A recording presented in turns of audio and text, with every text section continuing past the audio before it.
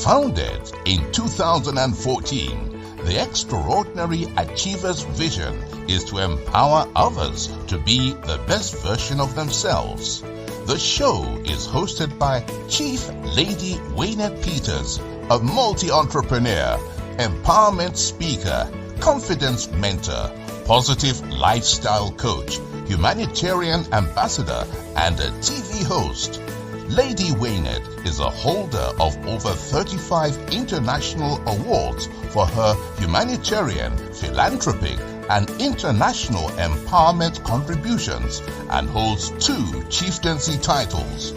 Welcome to the Extraordinary Achievers Show.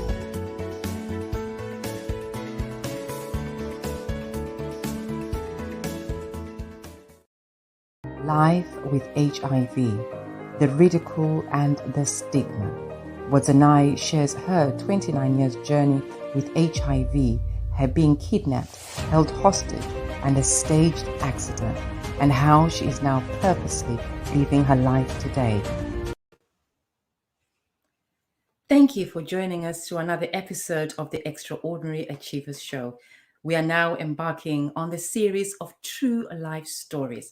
We would like to thank you for joining us today. We would like to welcome our YouTube viewers, our Facebook viewers, our Twitter viewers, our LinkedIn viewers, and our viewers on LinkedIn and Meetup. I would like to welcome our guest and say hello to our guest that we have this evening.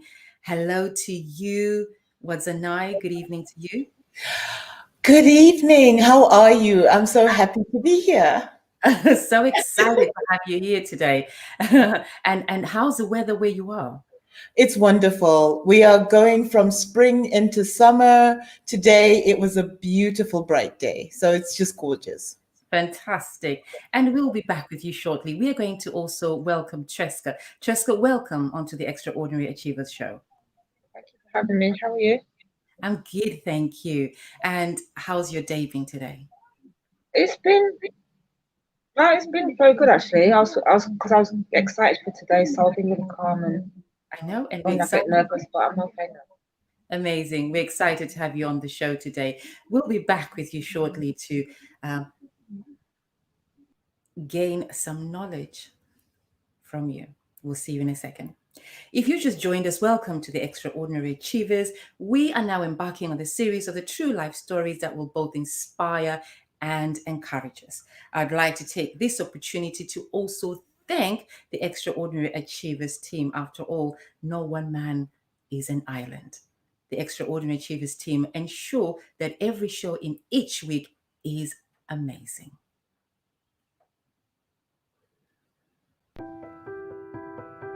For real-life stories broadcasted live on air, do please subscribe to our newsletter from our website. We will be honored if you could please like and follow our Facebook pages. Stay in touch and tune in by subscribing to our YouTube channel. Thank you for following us on our Instagram, Twitter, LinkedIn, Tumblr, and TikTok.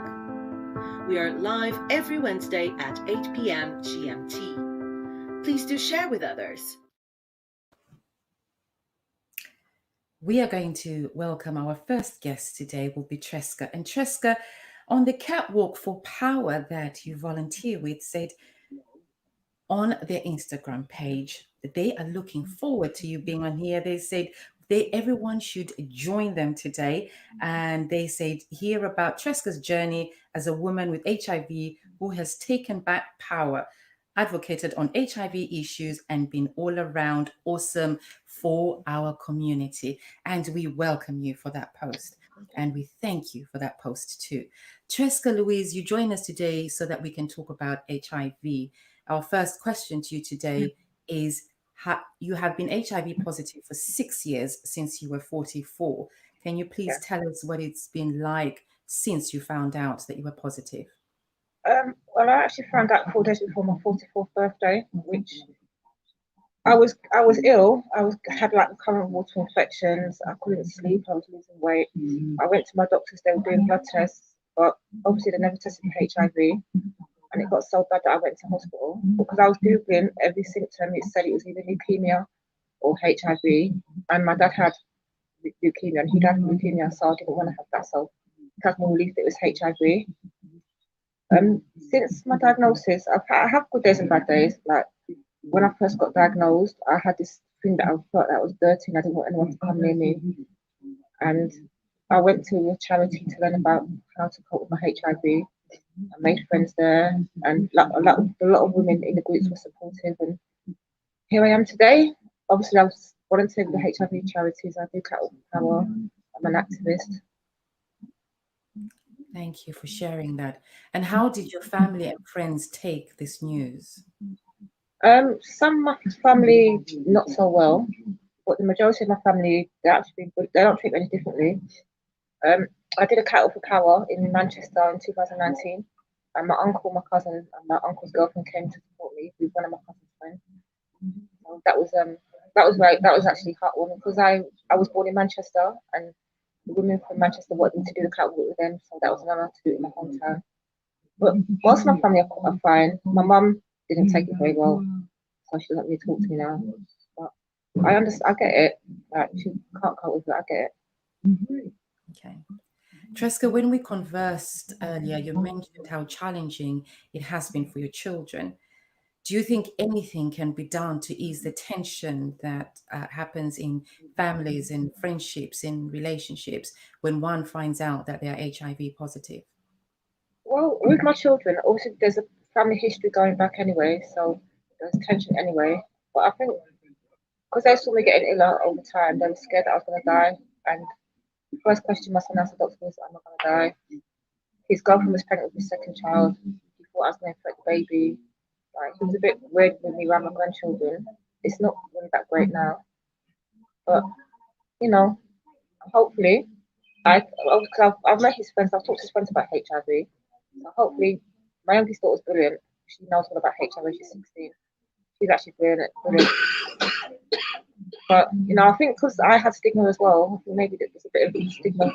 I remember back in the 80s when it was like the gay plague, maybe that's what they think of. I don't know. Hopefully it'll be better one day. Okay. And how do you feel in yourself? Do you feel that your HIV is under control? How is your health? My health is really good. I've got an overactive thyroid, but I don't know if that's through taking the HIV medication or just because I had it anyway. I don't really take my medication all the time. I know I should, but obviously because I was doing so much outreach and stuff, and I don't think I've got HIV. It's only when I look at my medication that I realize that's when it clicks that I've got HIV, and that's why I've been taking this medication for life. And I worry about the long-term effects of it. But my health is good. My health is good. Apart from my thyroid. Hopefully next month I'll be back out doing outreach. Okay, so it hasn't affected you in any other way. It's only when you take the medication that you remember that you're HIV positive. And that is good for others to hear, that you can live a normal life. Tresca, we'll be back with you shortly. We're just going to welcome some viewers that have joined us. Thank you for joining us on the Extraordinary Achievers, and we are going to acknowledge your comments that you've shared with us. Good evening to you, Empress Joanna. Thank you for joining us today. Louisa Arti from Louisa Favors and Louisa Creations. Good evening to you, my dear friend. Angela McCarden, gorgeous love. Good evening to you too, honey. Thank you. Anush, excuse me. Hello and good evening to you. And Princess K, Kelsey, good evening to you. And thank you for your work on the Extraordinary Achievers. And Bangi, we would like to say good evening to you. And thank you for joining us. And Coach Norma, podcaster Norma, good evening to you. And she extends her good evening to the guest as well. Vicky, our team administrator, we would like to say good evening to you too. And thank you for joining us.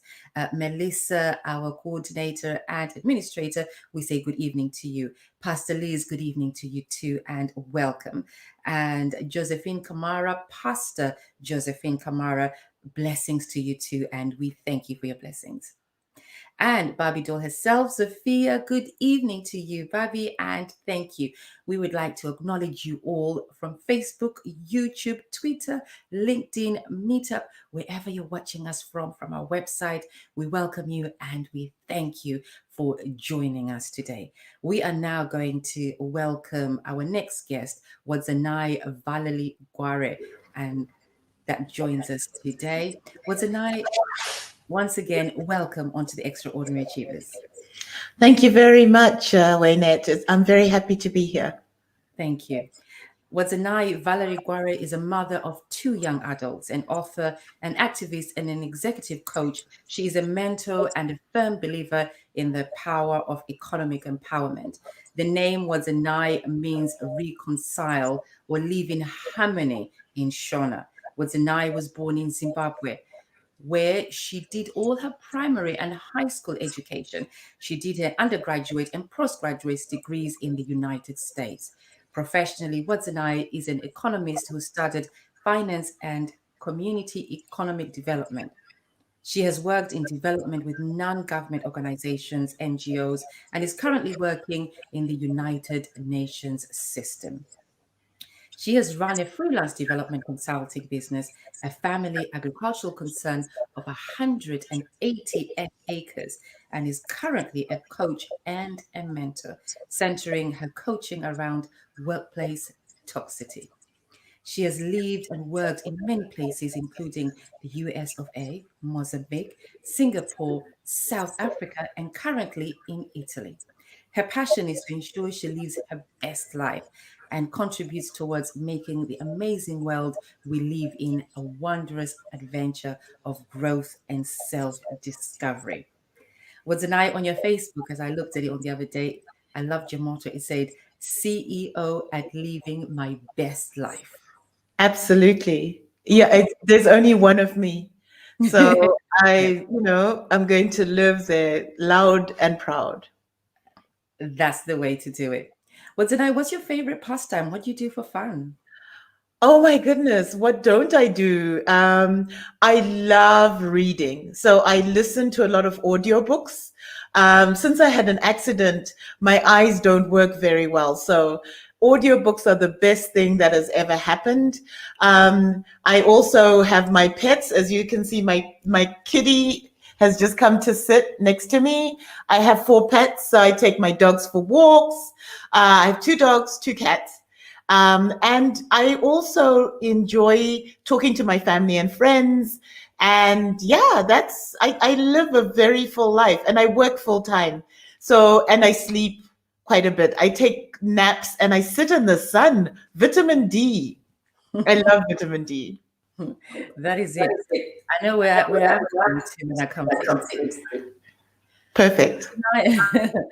Wadzanai, you have been HIV positive since 1992. In our discussion, you conversed to me that you sat there with your then partner, your best friend, and after having gone for the test to purchase a life insurance scheme as a favor for your best friend, tell us what happens next. Well, I had not received any counseling. Nobody had said anything to me. I just thought, okay, I'll go in, I'll sign some papers, and it'll all be done. And they said they couldn't give me life insurance because I was HIV positive. At the time, HIV was killing people. In Zimbabwe, we ended up having 1 in 4 people having HIV at the time that the epidemic was at its highest. And when it was a pandemic, it was devastating. So I thought it was a death sentence. And then my partner then, who is my ex-husband, said, well, we're all going to die anyway. So if you're going to die anyway, you might as well live. And those words resonated with me. And from that moment on, I thought I'm going to live every single moment as if it were my last. And I've been doing that since that day. I used nutrition for the first few years because there was the antiretrovirals were very, very expensive at that time. And they were still very much not available in Zimbabwe or in Africa at the time. So I used nutrition and I'm still here 29 years later. Thank you for that, Wadzanai. Wadzanai, we appreciate that for many people in your life, especially loved ones, you either shared some information that they never knew before, and that was earlier today. And for some, you're about to share with them now. We applaud you for your courage and for your honesty. And thank you for coming on the Extraordinary Achievers and sharing this moment with many other people.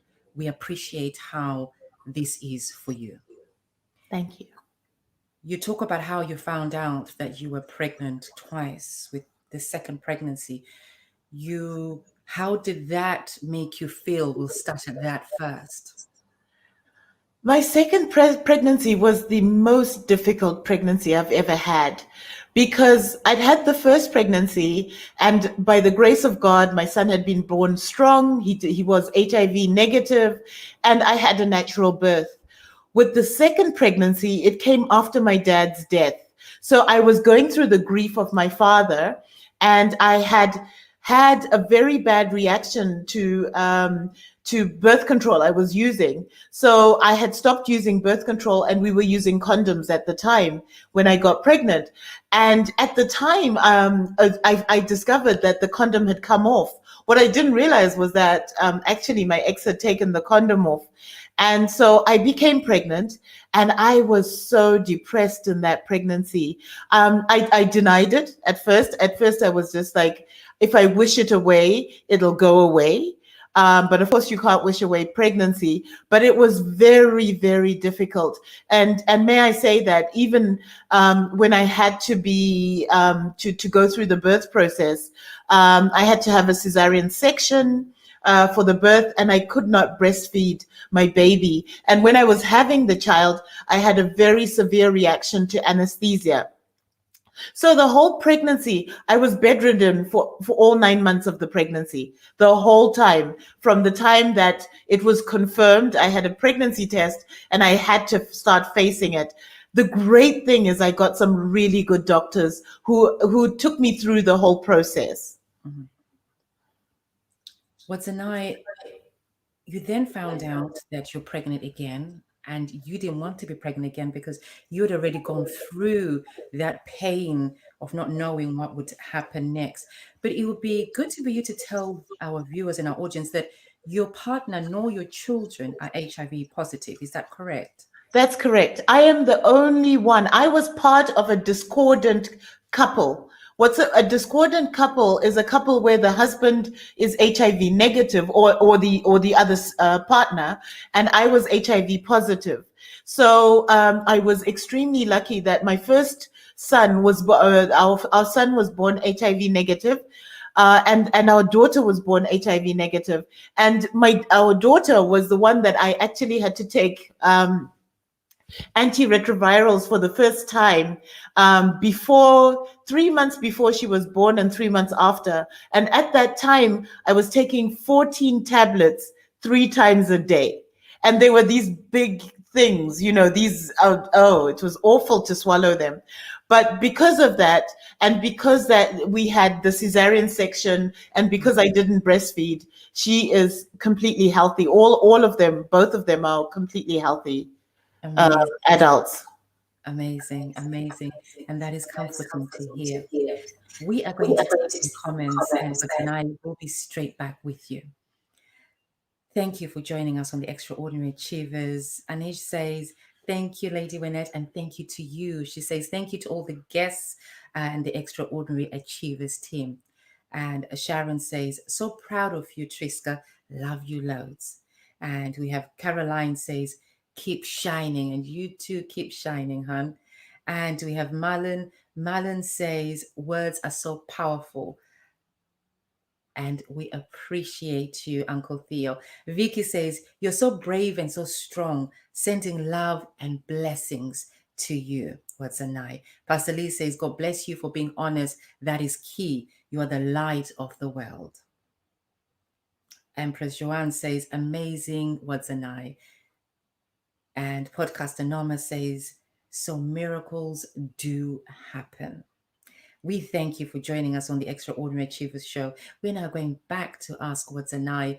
Our next question for Wadzanai is, we appreciate how honesty with us today and her openness that she has put herself to come forward onto the Extraordinary Achievers and share her true story. Wadzanai, what is the emotional impact of an HIV diagnosis?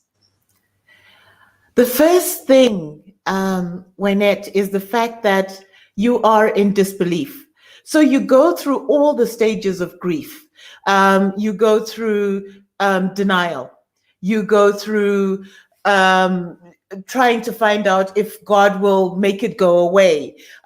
You go through depression. You go through all the stages of grief until you get to acceptance. And one of the biggest issues with HIV is that you bear it alone because there was so much stigma, and there still is so much stigma around HIV. On Facebook the other day, on World AIDS Day, which is the 1st of December, I asked a question. One person on Facebook asked the question, would you marry somebody who was HIV positive? And 96% of the respondents said no.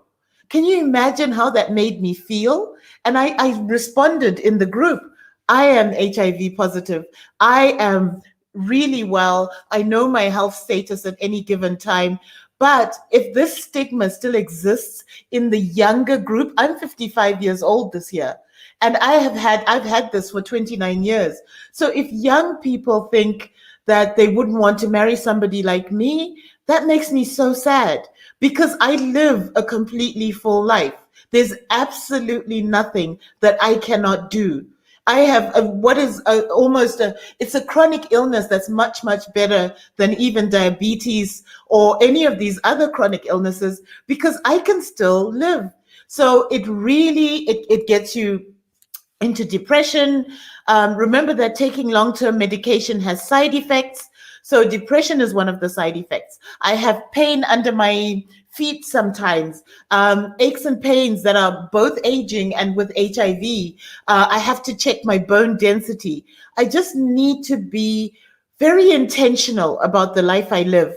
But I live like anybody else. I swim, I do everything. I bicycle, I walk, I run, everything that is possible I do. But the mental effects of people continuously stigmatizing one are really difficult. And that we can all just about imagine, we can understand how you must be going through, but we cannot fully understand because we have not gone through that. But we appreciate you speaking on behalf of many others who are HIV positive. You can live a normal life. And one other thing that we did talk about was the fact that your HIV is undetectable. Undetectable and untransmissible. So this is something that people need to know. If you take your medication consistently, you become undetectable. Undetectable means the virus cannot be detected in your blood. It doesn't mean that you're no longer HIV positive. No, you're still HIV positive. And if you stop taking your medication, the virus will come back and it'll come back stronger. So the medication has to be taken consistently every day at the same time, and you need good nutrition to keep you well. And one of the most important things is if you're undetectable, you cannot transmit the virus to someone else. So if you do happen to have unprotected sex, which I wouldn't advise in any situation because of other sexually transmitted diseases, but if you do have unprotected sex, you will not transmit the virus. So undetectable is untransmissible, but you have to keep taking the medication consistently. You cannot stop taking it. And it means that you can have children without worrying that you will pass the virus on to the children. You can live a completely full life as long as you remain undetectable and as long as you keep having your blood tests and everything. Thank you. And there you have it. Discipline is required. You need to have the ultimate discipline. Bangi says, Wadzanai, you're such a beautiful, amazing, inspiring person. I just love your positive energy. And Angela McCartan says, such a beautiful, inspiring, amazing lady. Thank you so much for sharing and raising further awareness. We thank you, Wadzanai. Wadzanai, do all HIVs turn into AIDS? Unfortunately, when you do get an opportunistic infection, you get AIDS. In fact, if I can say, we were going to speak, I think, Waynette, about my car accident. When I had the car accident, I got AIDS. My CD4 count dropped to 4, which is to have a reasonable CD4 count, it should be around 200. This is when they'll start to feel confident that you're going to make it back to life. My CD4 was 4, so I had full-blown AIDS. And so this is what happens if you stop taking your medication, or you get into if you get a disease that compromises your immune system. So it's very, very important that when you get some sort of disease, like if you get the common flu, or you get something that might debilitate your immune system, you go to the doctor, you take medication as quick as possible, treat the opportunistic infection before it completely depletes your immune system. It's a very delicate balance. And as you said, Wynette, it's about discipline, and it's about really looking after yourself as if your body were a temple. Thank you for sharing that. And so you had full-blown AIDS, and then it's now reversed to just HIV? Yes, I am now HIV positive. I'm not a person walking around with full-blown AIDS. Okay. Thank you. And we will be back to you shortly. If you have recently joined us, we would like to say thank you for joining us to yet another episode of the Extraordinary Achievers Show. We're now embarking on a series of true life stories that will both inspire and encourage us. I'd like to take this opportunity to thank you for sharing, and thank you for all the shares, the retweets, the Instagram, the reshares, the Facebook reshares, and thank you for resharing whilst we are live now. We appreciate your continued support. As I said earlier, no one man is an island, and we extend the thank you to our Extraordinary Achievers team. And we ask you to please follow us on our website and subscribe to it on our social media platforms, which you will see coming up on our screens now. And you'll also see our links in the comment box below. For real-life stories broadcasted live on air, to please subscribe to our newsletter from our website. We will be honored if you could please like and follow our Facebook pages. Stay in touch and tune in by subscribing to our YouTube channel. Thank you for following us on our Instagram, Twitter, LinkedIn, Tumblr, and TikTok. We are live every Wednesday at 8 p.m. GMT. Please do share with others. Once again, thank you for sharing. Thank you for liking our pages. Thank you for subscribing. Thank you for following us and subscribing on our YouTube channels. Comments time. Yvonne says, thank you for this. I'm living a fabulous but positive life too. Pastor Rosalind, thank you and welcome from Dallas, Texas. Pastor Rosalind says, Wadzanai, you're a beautiful, strong woman. Podcaster Norma says, I agree with you. It's about acceptance. And Vicky Gavi, our administrator, says, this is touching a subject, and Wadzanai, your amazing, inspirational soul. Yvonne says, HIV medication rebuilds your immune system so that it's harder for opportunist infections and they cannot take hold. Pastor Rosalind says, we thank the Lord for your miracle, Wadzanai. We would like to thank you for joining us once again. We are now going to go back to Wadzanai and ask her our next question. There was a point in 2004, as you mentioned earlier, when you reached a 4 CD4 count. You suffered from pneumonia in Dar es Salaam and you're about to die. As you said, you had full-blown AIDS. They pumped you with drugs and they airlifted you out of that hospital. Wadzanai, you have been through a stage of taking 14 antiviral pills 3 times a day, in contrast to 1 pill a day that you now take. Do you think both in the public domain and in the scientific world, HIV awareness has increased? Yes and no, Waynette, because we understand, again, and I follow the UNAIDS website, that infections are increasing because people have gotten comfortable. People have forgotten that this pandemic, this HIV has no cure. I am managed by medication. I'm a miracle of science. And so it's so important that people take the precautions, use a condom when you're having sex. Stop any sexually transmitted diseases. Just be careful. And if you do get exposed, you can take the pre-exposure prophylactic, which is post-exposure prophylactic. It's called PrEP. So if you think you've been with somebody who might be HIV positive, immediately go to a pharmacy and take something, because it's so important that we get a generation that's HIV and AIDS free. We need this. Even coronavirus is not killing as many people as HIV has killed as we speak today. Coronavirus has killed about 3 million, I think. HIV AIDS has killed, I think it's almost 58 or 60 million people, and continues to kill them. We have so many people living with HIV. And so it's so important that this message keeps going out. It's so important that we do not forget that this pandemic, HIV, which is a pandemic, still does not have a vaccine that will prevent you getting HIV.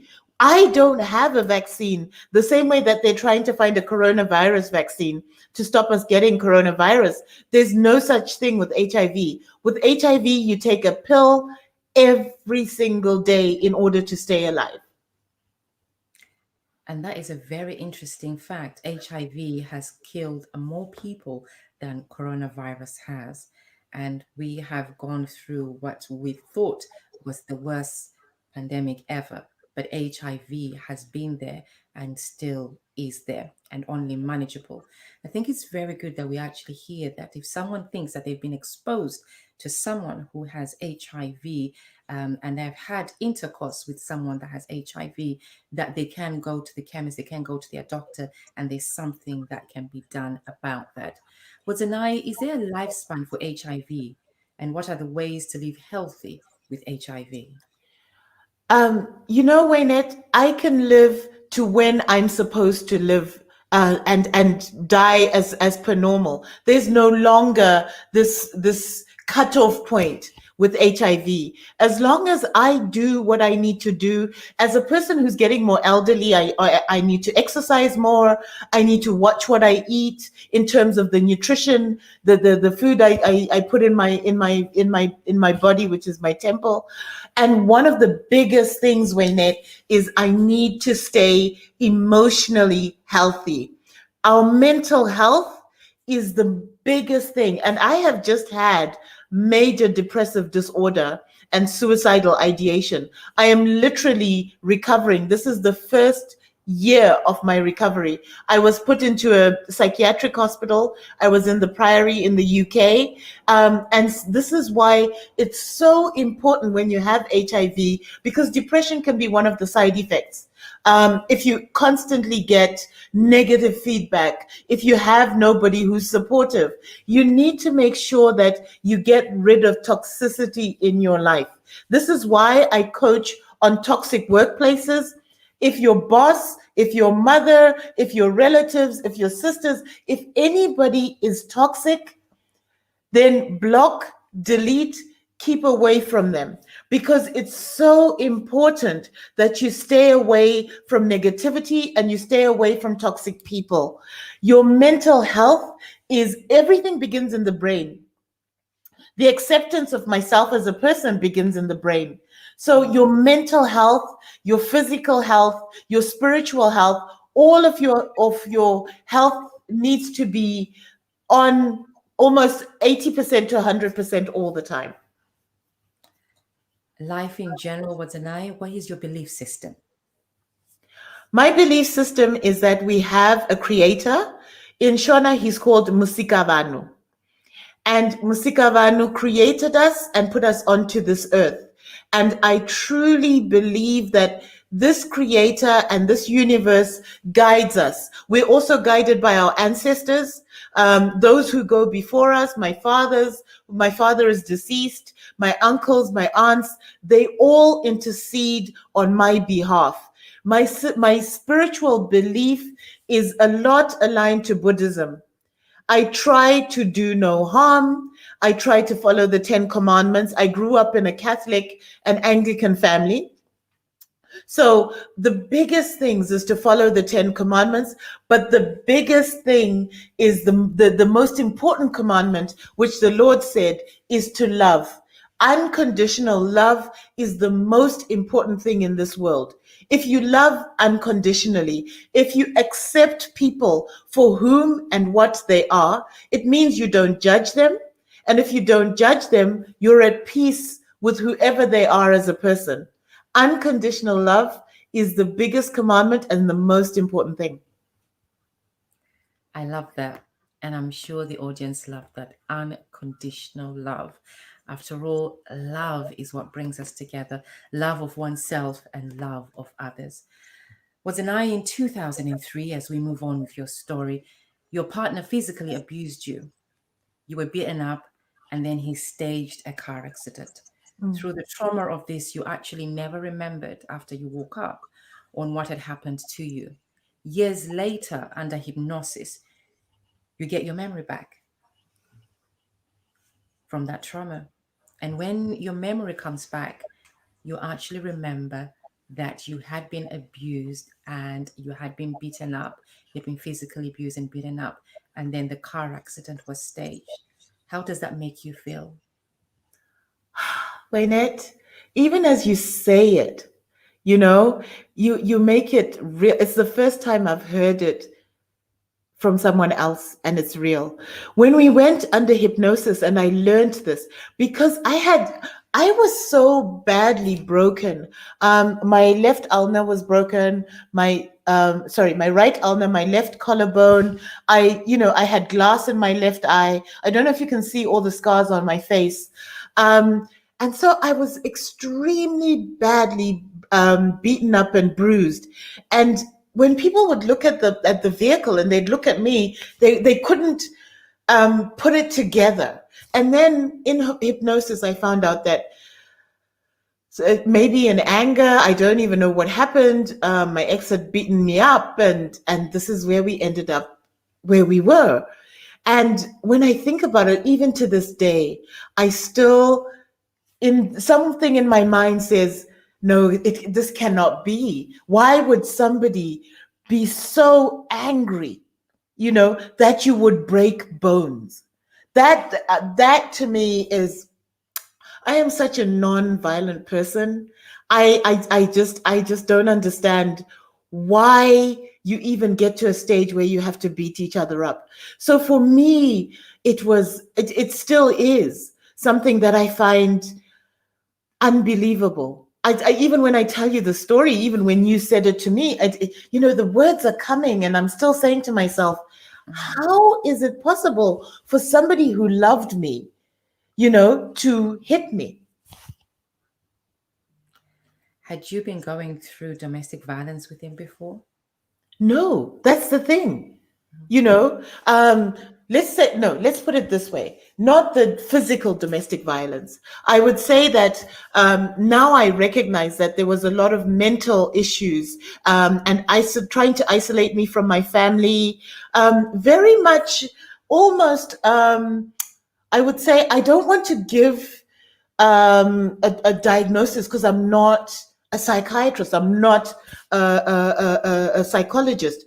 But when you look at the things that were being done to me, to isolate me, to keep me away from my family, to really kind of become, we're an island. We only need each other.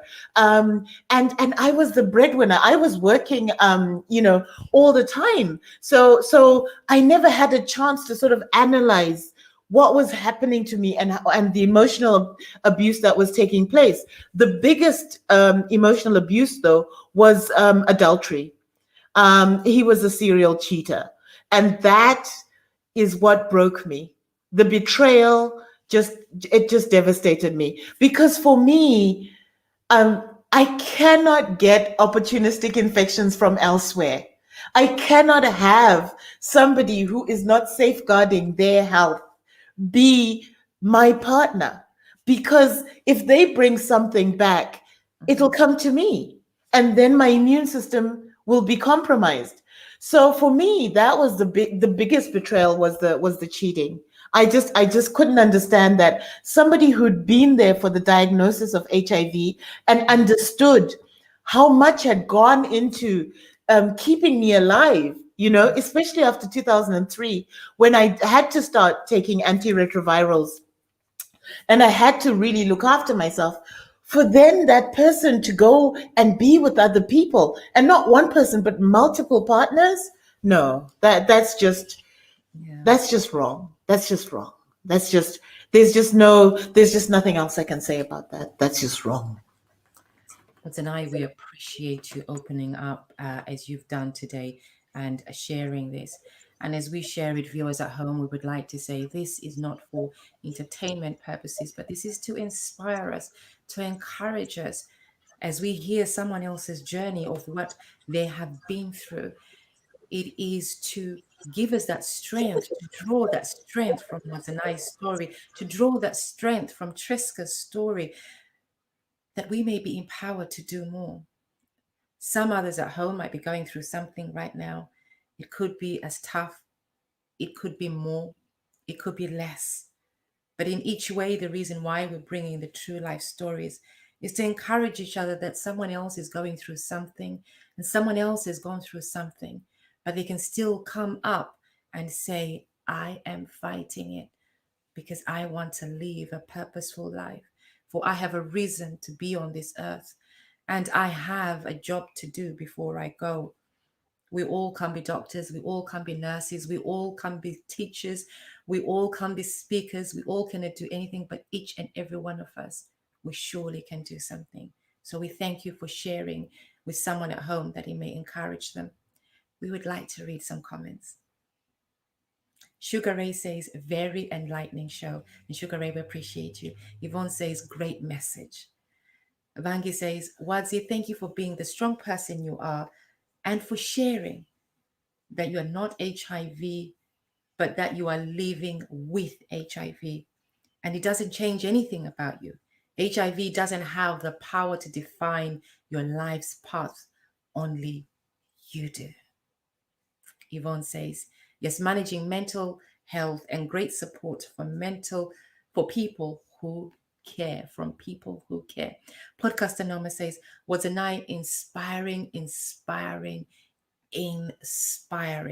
You will live and live a long life beyond AIDS or HIV. Sophia says, Wadzanai, I love your energy. Thank you for bringing awareness to this subject. Pastor Lee says, absolutely, love unconditionally. That's the right word. Powerful. That's right, Pastor Lee's powerful. Vicky says, yes, the unconditional love, because love wins. And that's something I know, Vicky, you know so much about. Angel says, Wadzanai is a very strong woman. I enjoyed listening to her talk. Positively Mindful says, thank you, Tresca. You're an amazing woman. Such a big part of Catwalk for Power and an inspiration. Great sharing from Wadzanai to extraordinary women living with HIV. Podcast Anonymous says, talking is healing and living purpose. Simon C. Brown, welcome and good evening to you. And we thank you for joining us again. Positively Mindful says, thank you, Lady Winnie Peters, for sharing their stories. The more people we discuss, the less stigma there is, and so rightly so. We thank you for your comments. Wadzanai, we want to ask you our next question for you.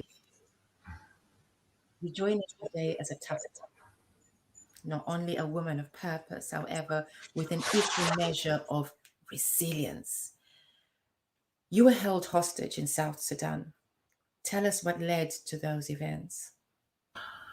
I work for the United Nations, and we were in a village, and we were driving through the village when unfortunately the vehicle I was in ran over a child. She didn't realize that we were in convoy. So the other two vehicles had gone ahead, and we were the last car, and she ran across. And as much as the driver tried to stop, he couldn't. So if we are involved in an accident as the UN, we have to go to the first police post, because what we then saw were people were coming out with lit lamps to throw at the car. So they wanted to kill us. And so we then proceeded, and less than 10 kilometers, we were suddenly surrounded. We saw these people with AK-47s running alongside the car, and they had stopped us across the road. And so they asked the driver to get down, and then it just disintegrated into what was an accident became a reason for people to be very upset.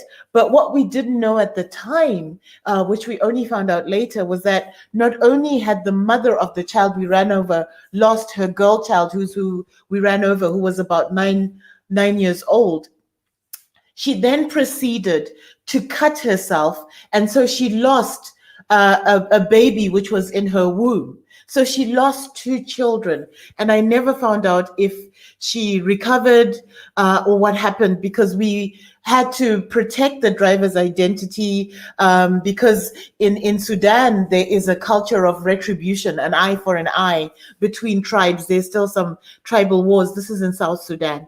And so when we finally got to this camp for soldiers, and we thought that this is where we would be looked after. But as we got out of the car, this one soldier, young boy, I mean, he couldn't have been 18, high as a kite, and he came towards me. I usually wear glasses because I'm very short-sighted.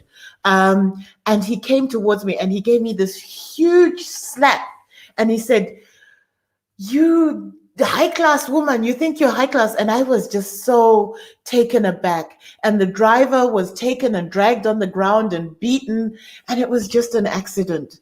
And we were held there. I don't even know the length of time. It felt like days, but it was hours. And then finally they let us go, but they kept the driver for his own protection against retribution. And then finally the UN then paid insurance, and you never recover from something like that. And that was the trigger for my first major depression.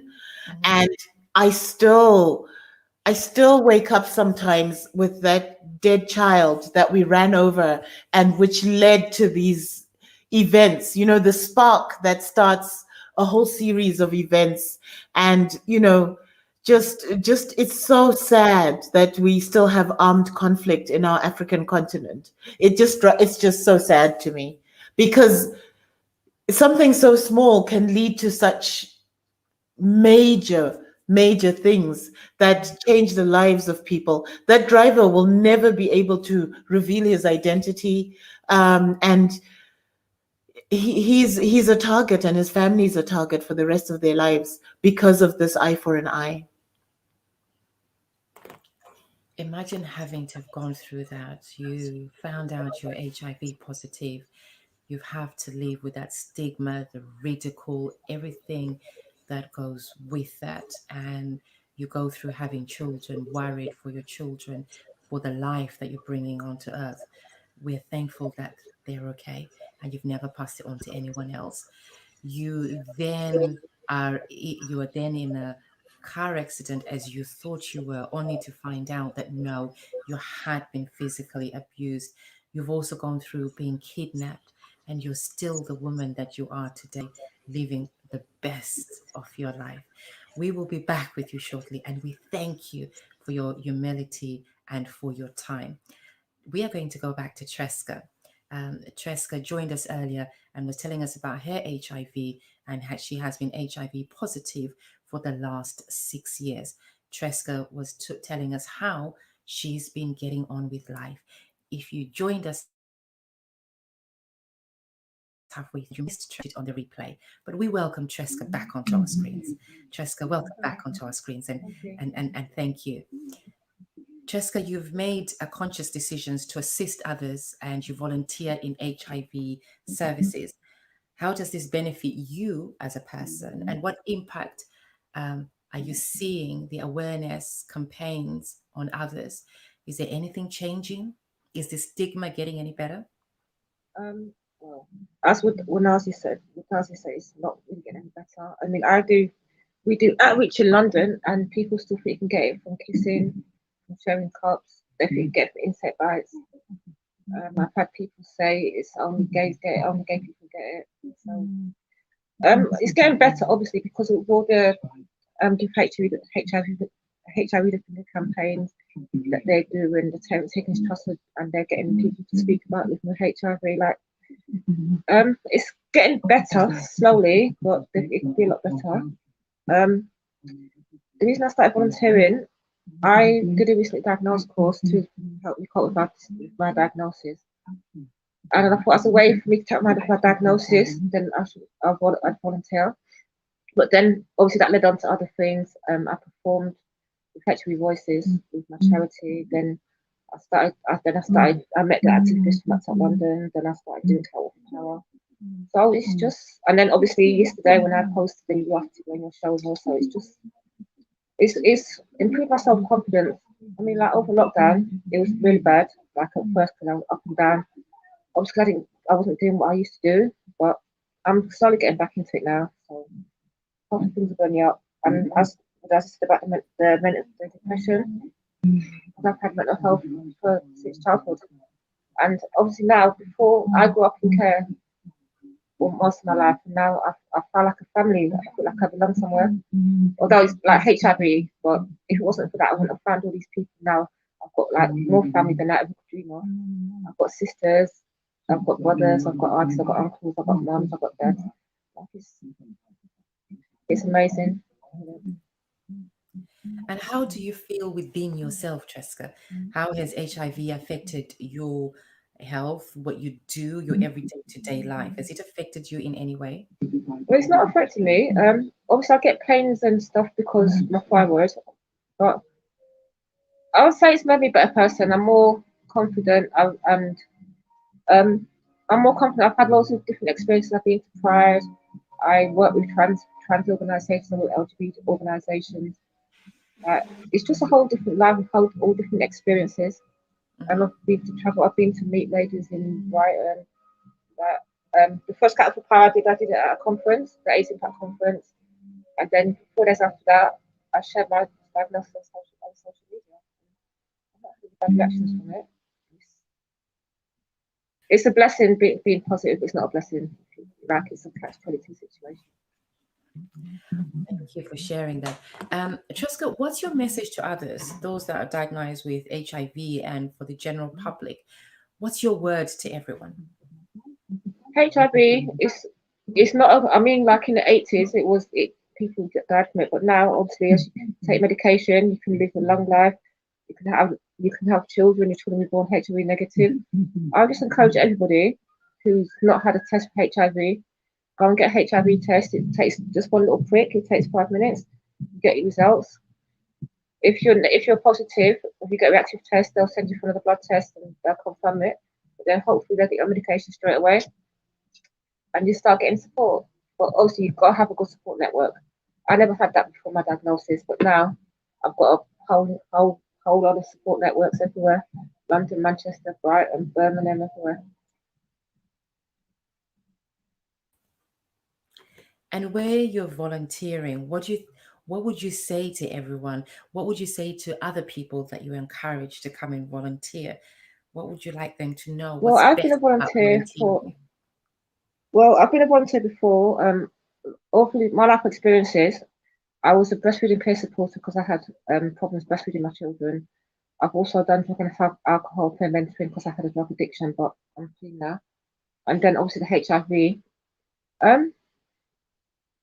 Volunteer is good. You have a laugh. You learn. I've learned so much things about myself because the training that we do is really in depth. And also we do the peer support, the peer mentor training, so that teaches you how to talk to people, how to communicate better with people. We have a laugh. We work in a team. We have good teams, and you know, I've never had that before. I have a social life now. Before I never had a social life. Before HIV, I never had a social life, but now I have a social life. Although COVID's locked it back a little bit, but I'll be out there soon. Get back my social life. So you have a social life. COVID is easing up, which means social life starts again. Yeah. So I'll be coming to Birmingham. I'm in London, but you can come to Manchester as well. Come to Manchester. Well, when you're in London, then hook me up, girl. Yeah, because I live in London, but I do go down to Manchester because that's my hometown. I need to go and see the girls in Manchester. Fantastic. So we're partying either in Manchester or in London. COVID is back. Yes. Yes. We thank you for joining us on the Extraordinary Achievers show today. And we thank you for sharing your experience, for empowering others, for opening other people's eyes, and for reminding people that HIV does not mean that you're not a human being. You're just as a human being as they are, and you're worthy of respect just as they are. And as you rightly said, if you have not been tested for HIV, go and get it. It's just a little prick, and there are support services that are available out there should you turn out to be HIV positive. We thank you so much for your courage. We thank you so much for your humility, and we thank you for having to have shared your story with us today. Thank you, Tresca. Thank you. Thank you for joining us at home. We are now going to go back to Wadzanai. Wadzanai is a co-author of 2 books.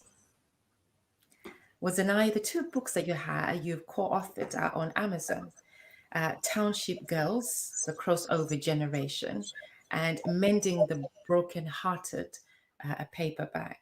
Can you please tell us in your own words, in a nutshell, tell us about these books that you co-authored? The Township Girls is actually the story of the crossing over from apartheid or the Rhodesian government to Zimbabwe. So it's a story about the generation of women that crossed over. And it's a story by 31 women. It's inspiring. And if you come from a colony, if you come from any place where you've been colonized, this is a story that will resonate with you. We are just telling the stories of what our parents did to get us to be the international people that we are today. For me to be here speaking to you, Waynette, it's because of of my parents who put so much effort into making me the person I am today. Mending the Broken-Hearted is another anthology written by, I think it was 13 women, and it's about recovery after heartbreak. And as you've demonstrated the amounts of times my heart has been broken, but you recover from heartbreak and you come back a stronger person. I think it's the Japanese who, when you break something, they fill it with gold and it becomes a cracked pot, becomes more beautiful because it's filled with gold. That's exactly the analogy I have for my broken heart. Each time my heart has been broken, God has put it together again and lined it with gold lining. And so every single time I am so much better. I am such a miracle of life. I am a miracle of science. I'm a miracle of life. And so mending the brokenhearted is about recovery after having such a heartbreak. Thank you for sharing about those 2 books and to let our viewers and our audience know that they are available on Amazon.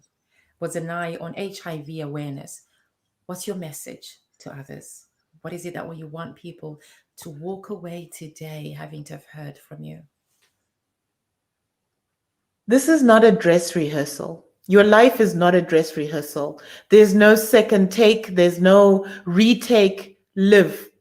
So if you're going to live fully, live beautifully, but live with intention.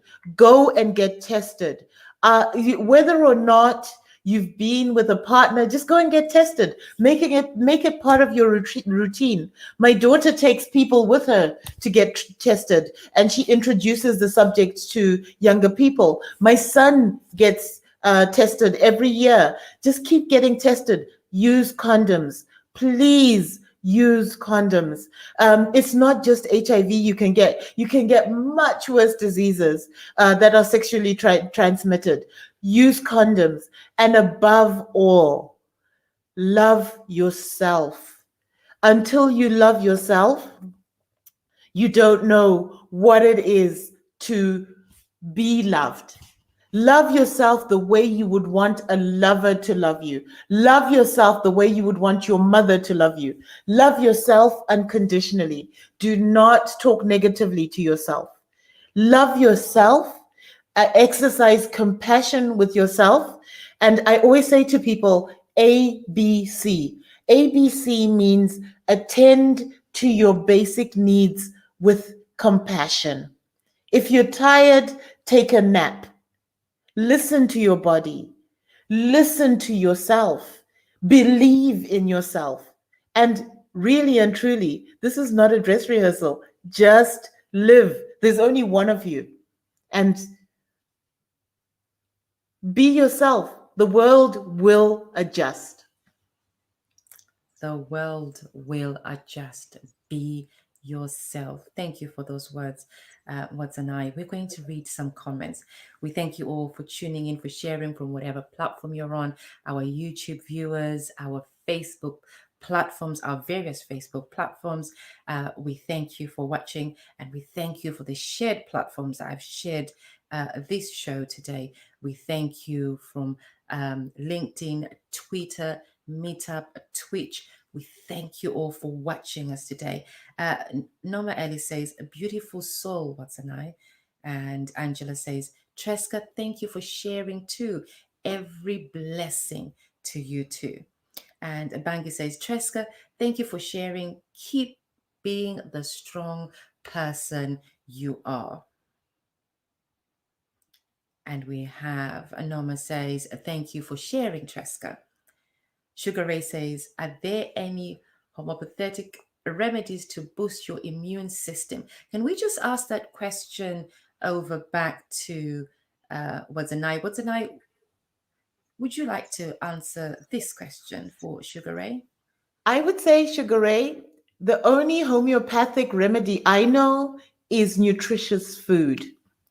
Food is the thing that'll keep you going. It kept me going. I did not have to take ARVs even after my daughter's pregnancy until I had the car accident, because I looked after my nutrition. So minimize sugar, especially added sugars in cornflakes, in anything. Just be really intentional about the food you eat. The food is the gateway to your soul. It's the gateway to your health. And it's grow what you eat. Even if you live in an urban area, grow your own herbs, grow your own tomatoes, eat organically. The only homeopathy that I practice is that I eat organically grown food, and I eat nutritious food, and I eat a balanced diet, and I eat at the time I am meant to eat. Food that I know that works. I'm living testament to good nutrition. There we go. Good nutrition. Eat healthy, healthy, healthy. Eat well, as much as homegrown food that you can, and fresh produce. It's all about taking care of that body. Your body is your temple, as you said. We're going to ask the same question to Tresca. Tresca, is there anything that you take or you eat or that you recommend for yourself that you found? I take a lot of vitamin D, obviously because I live in England and the weather's not greatest, but I don't really take any remedies or anything like that. And ask for, but I don't. Thank you. So you take your vitamin D and you ensure that you look after yourself. But I remember what you said earlier. You said you found the social life. The social life is keeping you, girl. I know that one. Yeah. So thank you for sharing. We are going to take a moment to listen to music by gospel artists. So before we do that, we are going to take a comment from Zoe Seller Smith. We're going to listen to her song in a second, and she said, "Extraordinary achievers" to our guests, and that's so true. And how so on point and on time, because we are just about to hear some music from the gospel artist Zoe Seller Smith. Came and saved me from despair. Oh, Father, don't let go. Take control of my soul. Don't let go. Praise His name higher. Lift Him up. Lift Him up higher. You gotta give Him all the glory. Praise His name higher. He's the Most High God, Most High God. Higher, higher. The Alpha, Omega, beginning, yeah. Alpha, Omega, beginning, yeah. Higher, lift Him higher. Come on, higher, lift Him higher. Lord, thy God is in the midst of thee. He's mighty to save. He will take great delight in you. Rejoice over you with singing. So let's shout and say hi. So let's shout and say hi.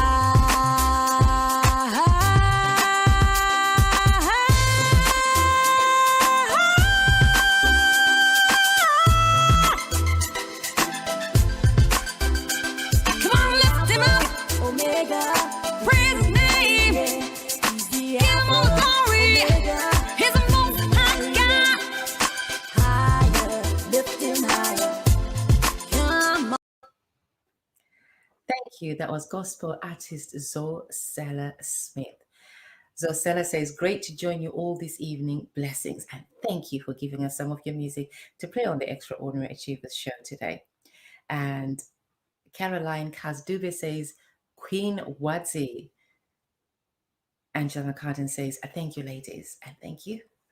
Rumbi says, "That's my sister. Love you, Wadzi." And Mr. Bami Collie Roberts says, "Very interesting and inspirational.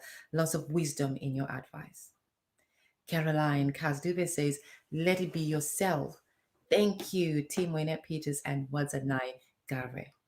Sugar Ray says, "The world will adjust." Thank you. And Bangi says, "So true, Wadzanai. Doing the best at this moment puts you in the best place for the next moment. You never give up, love." Gamu says, "So inspirational." Thank you, Gamu. Tresca says, "Thank you everyone for your lovely comments. I really appreciate you all. Wadzanai is an amazingly beautiful, strong woman. Would love to meet you one day." And it's so amazing that even on the show that you get to meet as a guest and you connect and inspire each other. Ladies, we thank you so very much. We would like to say thank you for watching the Extraordinary Achievers show. Thank you for sharing, for liking, for commenting. We truly appreciate you all. Please do join us every Wednesday at 8 p.m. live on Facebook, YouTube, Twitter, LinkedIn. Most of our links will be found at the bottom of these comments. If you would like to get in touch with Wadzanai or with Tresca, their contact details, social media details, and links are going to be posted in the comment box. So please do visit them on our Facebook page. And if you can't see them there, they will be on our YouTube page. And if you would like their contacts and you cannot see them on any other platform that you are watching us from, then we urge you please to email us or to contact us via any of our social media platforms. We would like to thank Wadzanai and Tresca for taking time out to share something so personal to them and a journey that they have gone through so that we can be empowered, we can be inspired by their stories. We look forward to welcoming you again next week, Wednesday at 8 p.m. and every other Wednesday. And thank you for your time today. And I'd like to say from the Extraordinary Achievers amazing team that are there, that have brought this program with me today to you. Thank you to them, and good night for today.